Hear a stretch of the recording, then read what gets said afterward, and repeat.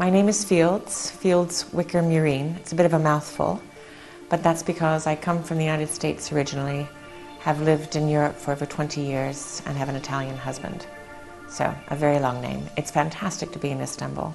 The first time I came to Istanbul was over 30 years ago, and the city has changed a lot, but I think it's just gotten more beautiful. So it's a real pleasure to be here.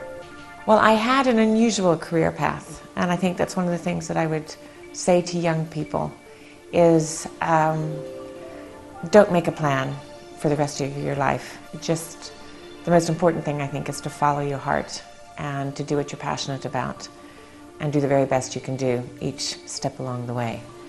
So I started life fascinated by everything that was international and different, culturally different in terms of different sectors. Spent the first 8 years or so in banking, international banking, and that's what brought me to Istanbul in the 1980s. From banking, I went into strategy consulting and traveled around the world advising companies. That gave me a really good sense of seeing what organizations look like from the top down, the types of issues leaders were facing, and how very different leaders in different cultures confronted those issues. After that, I got involved in the dot-com bubble and bust, learned some great lessons along the way, had a wonderful time creating new businesses, being entrepreneurial, not making a lot of money, frankly, but had a fantastic time working with younger people, trying to help them and their businesses grow. Through all of that, I really learned about how interconnected we all are, and that even though the differences might seem apparent on the surface, we might look different, we might dress differently, we might speak different languages, we actually, all people, share a very deep human bond.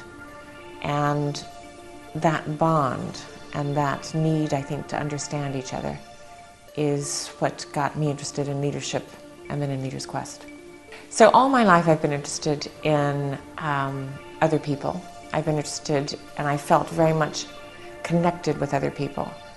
I've also I grew up in a family with a deep commitment to making a difference to the world. And I think childhoods are important, how people are shaped. The older I got in my career, the more I realized with experience and with achievement that the world was changing really, really rapidly, and that people at the top, and I was then at the top, no matter how smart we were or no matter how much we read, it was impossible to keep up with what was going on. The second thing I realized was that leaders were being asked to be increasingly focused on their own sector and their own discipline, their own organization. And that meant we were becoming more and more narrow, really, in our focus at a time when we really needed to be more broad. So I had a realization about 8 or 9 years ago, that we needed to redefine what success looked like in the world. We needed to redefine what leadership was required, because the leadership we had, whether it was in business or the arts, education, public policy, because I was involved in all of them, the leadership we had really wasn't fit for 21st century leadership in many ways. So it was leadership designed in a different world, not the world we're entering now. And I realized that changes needed to happen very, very rapidly, in a really catalytic way that would have a far bigger difference than just talking about it. That's when I started doing a lot of research into leadership, into values, into what makes change happen at a systemic level.